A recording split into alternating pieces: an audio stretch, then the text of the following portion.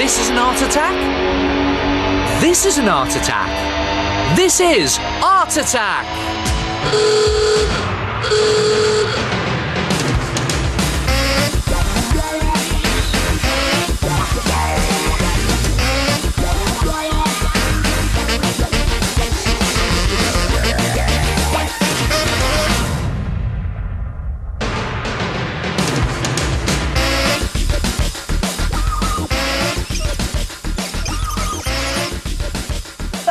Hello there, good to see you again. Hey, how's about this for a nightmare?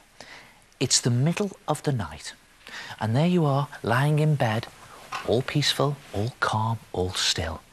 And then suddenly you're woken by a blood-curdling scream. And you know that someone, somewhere, has come face to face with your pet monster. And there he is. Don't worry. He's a big softy inside all that. Come and have a look at this. To make your own pet monster, blow a balloon up until it's roughly the size of your head, and then stand it in an old bowl or shoebox with the tie at the top. Now, this will keep it nice and still. Then you need to mix some PVA glue with a bit of water, and the idea is to paste it onto the balloon and then lay on strips of kitchen roll for this one. There it is, paste over the kitchen roll again. And then another piece there, like that. And just go up and around the knot at the top there, but don't go over it, just go right up to it. And the idea is to cover the balloon in 2 layers of tissue and glue mixture. And when you've covered the whole thing, leave it to dry. And when it's dry, you'll have something that looks like that. Look at that. The 2 layers have gone rock hard, but you must do 2 layers to make it nice and hard. Then very carefully, snip the neck of the balloon off to pop it. Ready for this? 3, 2, 1. Oh, I thought it was going to bang there. It was more of a... OK, out this comes. Now, to turn this into a monster, you need to add some features made out of newspaper. Now, to make eyes on stalks, fold a sheet of newspaper along the long side and then loosely roll it into a sausage. Doesn't need to be neat or anything, just loosely roll it and then give it a twist at the end to hold it into place. Then you need one of these, a ping pong ball, and hold it in the middle like that, and then just fold the newspaper across like that to trap it, and then give it a twist underneath the ball so that the ball is now half enclosed, and tape the paper into place just to hold it there like that, so that you have an eyeball in a socket at the end of a stalk, see? And you can bend the stalk a bit to add character if you want. Make as many of these as you want for your monster. Mine's going to have 3. And then it's a good idea to position one eye over the hole at the top, just to close it up. See that? Hello. And then tape the eye into place, and when you've taped all 3, you will have something that looks very strange. Look at this. There it goes. How's that for weird?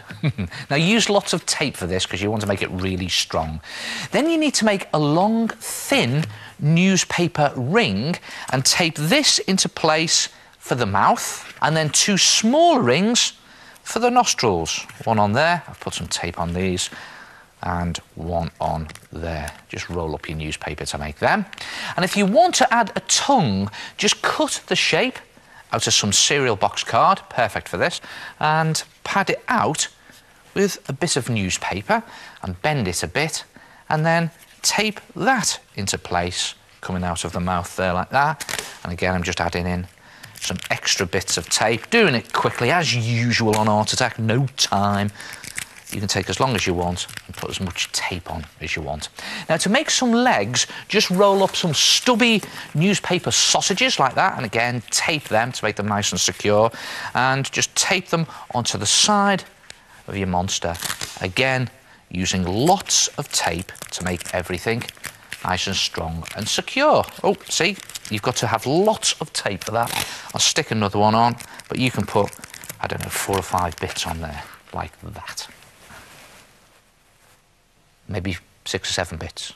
But if you do each of the legs in the same way, when they're all secured with plenty of tape to make them even stronger, cover them with one layer of tissue and glue, papier-mâché, again, just to make sure all of those joins are really strong. It's worth doing it because when everything's dried, it'll be nice and strong like this. Look at that. That really is quite rock hard.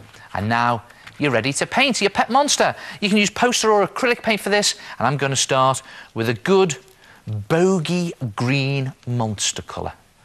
There you go, just slap that base colour on. Yuck.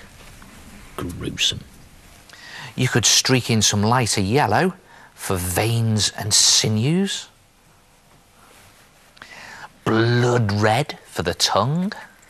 And when you finish painting him, just add in some detail with permanent marker and you'll have a pet monster that looks something like this. Gruesome. And now you can place him somewhere around the house. And he can lie in waiting. And of course, you can make any type of monster you like, in any colour and any size. And you can make them as weird as you like by twisting your newspaper sausages into crazy shapes. Hey, and how about taping a few balloons together and adding long, straggly hair? Good, aren't they? And it's your own pet monster, so make them as weird as you want and just leave them lurking and waiting to be discovered by an unsuspecting member of your family. Works every time. Try it yourself. Oh, what a great art attack! Hello, it's me again, the head. Now, who'd have thought that such a scary-looking creature could be made out of a balloon? Now, when you're making yours, don't forget to balance your balloon in an old bowl or shoebox.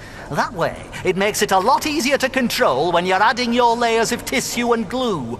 And don't worry if you didn't catch all of that, because you can check out the website for fact sheets on this art attack and all the others in the show. Oh, yes.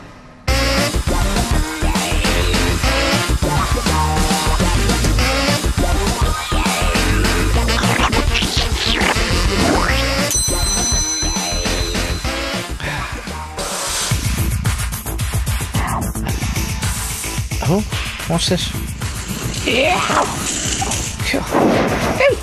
Oh, nice. Woo.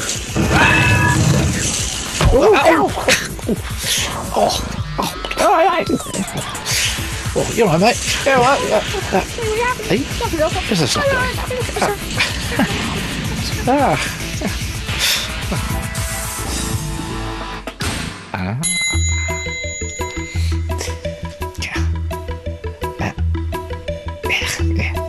Hey, go away.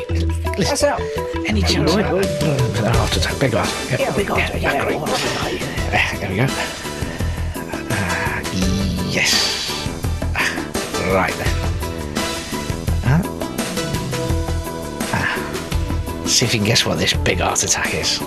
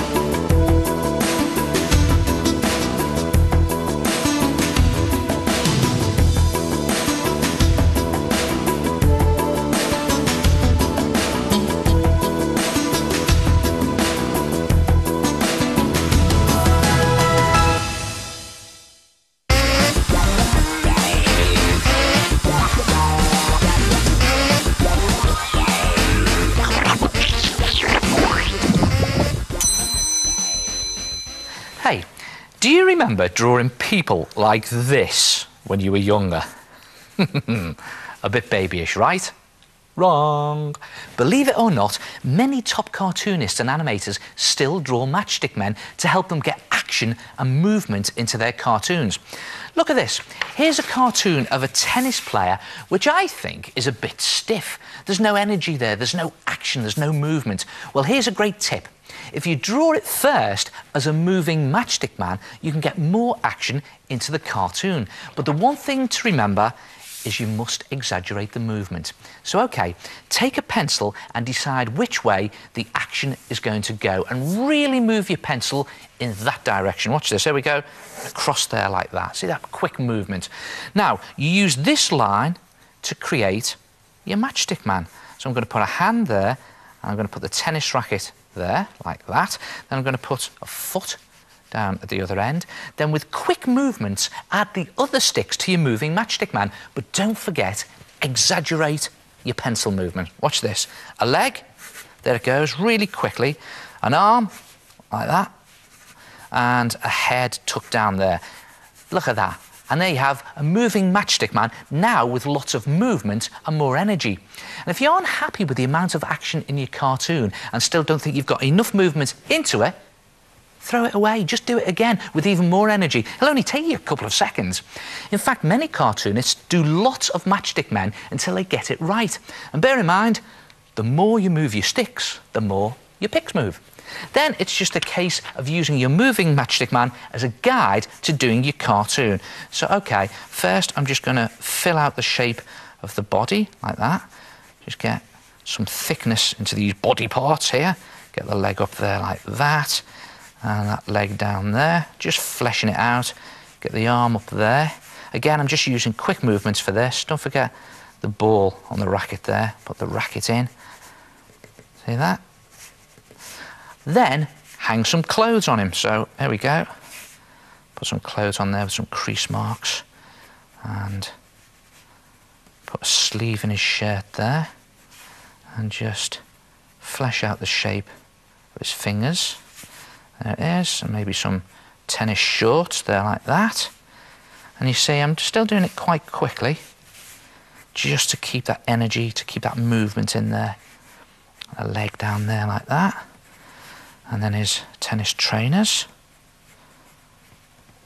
See that? And then leg down here. Again, going quite quickly with this. I'm not pondering on it, not labouring it. And that arm up there, and the hand, and finally heads down. Look at that, he's just whacked the ball. So there's the head, just going in that direction. And finally, just to give it a bit more movement, I'll put some whiz lines in there just to show the movement. See that? Oh, and don't forget some whiz lines for the ball too. And there it is, a cartoon with lots of energy and action built from a matchstick man. And it doesn't matter what you want your cartoon character to do. Just quickly do a matchstick man first and exaggerate the movements. OK, here's another quick one. Watch this. Again, just putting loads of energy into it. Loads of movement. There it is. And there's my bowler. There we go. So matchstick men aren't so babyish after all. Try it yourself. Get some action into your cartoons with moving matchstick men. And the more your sticks move, the more your picks move. Oh, what a really neat tip. Creating movement in your cartoons with the help of matchstick men. Hey, I've got another way to help a matchstick man move. Buy him a car! Whoa! It goes! Oh, that's another Art Attack scrapbook completed. And do you know what? They're all full of your art attacks. And they're brilliant. Take a look at some of these. Now, Katie has gone for an interesting mottling effect on this abstract painting. I really like the clever combination of cold colours like blues, greys and purples. And Aaron's wonderful portrait has been finished off with two wide eyes surrounded with wax crane lashes. I wonder if it's a self-portrait. And Eben's fiery mask would be great at a fancy dress party. So how did you do it, Eben? I made a mask shape from card and then glued on cardboard shapes. Next I painted it bright colours to create a sort of Aztec mask. Yep, great art attacks. And you know, I love that style. It's very bold and simple. And the Aztecs had another great style, a carving style, where they used to carve masks, statues, trinkets. And you know something? The Aztecs carved into wood and stone. The art attacks carve into soap. First, you need a bar of soap. Now, you can use any type of colour. I'm going to use this round one here. Then, using a sharp pencil or cocktail stick, just sketch your design into the soap. Now, I'm just going to use a very sort of Aztec-y style face here. And just keep it simple. You don't want anything too fancy. And just press the pencil in. Feels really nice to do this, you know. And it goes there. I'll put an eye on there, like that, and another one there. And I think I'm going to do a sort of miserable mouth with some teeth in it. It's quite easy to do this. There you go. Now, when you've done your design, you need something to carve into the soap with. And the best tool for this is a lolly stick that's been cut off at an angle. See that?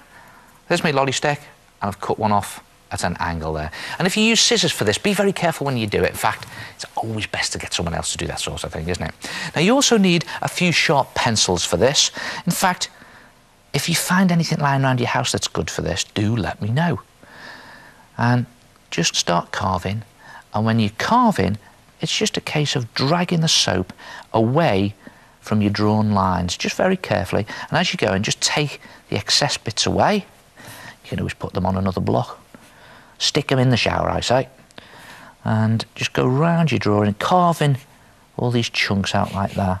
Quite a slow process, takes some time, and when you've done the whole thing, you'll end up with something that looks like that. Quite miserable, isn't it? But really authentic. Now, when you finish your carving, you could add some final decorations if you want to. Just add a dab of water to the centre of each eye. It goes there and there, just to make it sticky, and then you can pop on a couple of sequins there, like that, or little bits, tiny bits of beads or jewellery or whatever. There, just make sure it's stuck in. There it goes, and there it is. Good, isn't it? Your Aztec soap carving. And you can do lots of different types. You could even try more complicated shapes, and you could use different colours, and you can even use big bars of soap. Look at that. And don't forget, you can check out the website for fact sheets on this and all the other art attacks in the show. Try it yourself, Aztec soap carving, and I'll see you next time. Ta-ra!